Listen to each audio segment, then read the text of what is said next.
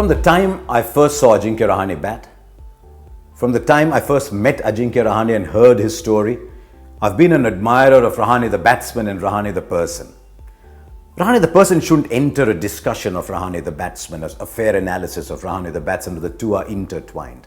The reason I like him is he always puts team above self. I've seen him miss hundreds because the team has to go for the big runs, whether he's playing for Rajasthan Royals, whether he's playing for India. And that is the kind of person who always gets an extra chance. But he really struggled in this series. And this series is just a sort of addendum to what's been happening in recent times. Just 17 runs in 5 innings. That is the second lowest series score by an Indian ever, post that horror that Mohinder Amarnath had, just 1 run in 6 innings against the West Indies back in 1983-84. 11 matches, 19 innings. Ajinkya Rahane has only made 388 runs at 21.55, just 2 scores greater than 50. And as a result, his average at home after 19 test matches is only 33. Those are very unusual numbers for Indian batsmen, because Indian batsmen normally at home, they fill their pockets, especially against teams that don't have quality spinners. So what are we saying about Ajinkya Rahane?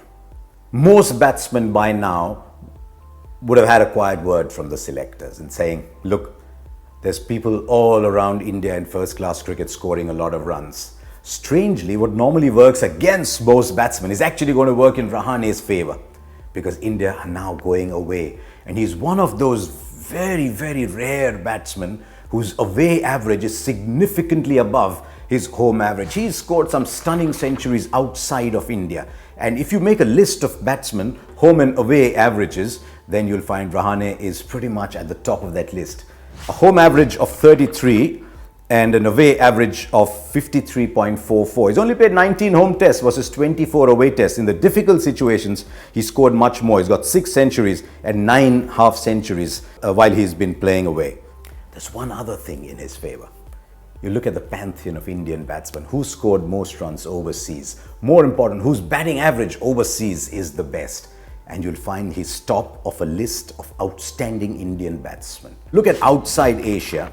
Ajinkya Rahane averages 54.66 from 29 innings, and that's above Rahul Dravid with 54, Gavaskar 51.57, Tendulkar 50.37. I know it's not a fair comparison because those people played between 80 and 180, 124, 130, those kind of innings. Rahane has not played that many, so there could be a bit of up and down over there. But what it tells you is when you're playing away, you cannot play without Ajinkya Rahane. Now, will he be a success in South Africa? I don't know, because the conditions favor him. He likes the ball coming on. He doesn't mind the bounce. He plays the cut and the pull very well.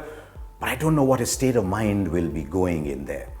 And I think the media, the team, everybody's been kind to him. He's gone up to number 3. He's been given that opportunity to score runs. So the team is solidly behind him. I think the environment is right for Ajinkya Rahane. If he doesn't score runs there, he won't blame anybody. But then that's just like him. So we'll wait and see. One of the players I'm looking forward to the most in South Africa is therefore Ajinkya Rahane. We've run quite a few videos on this channel now, and I've been told that you quite enjoy them. So if you really do, why don't you like, why don't you share, why don't you leave a comment behind, and do subscribe to the channel.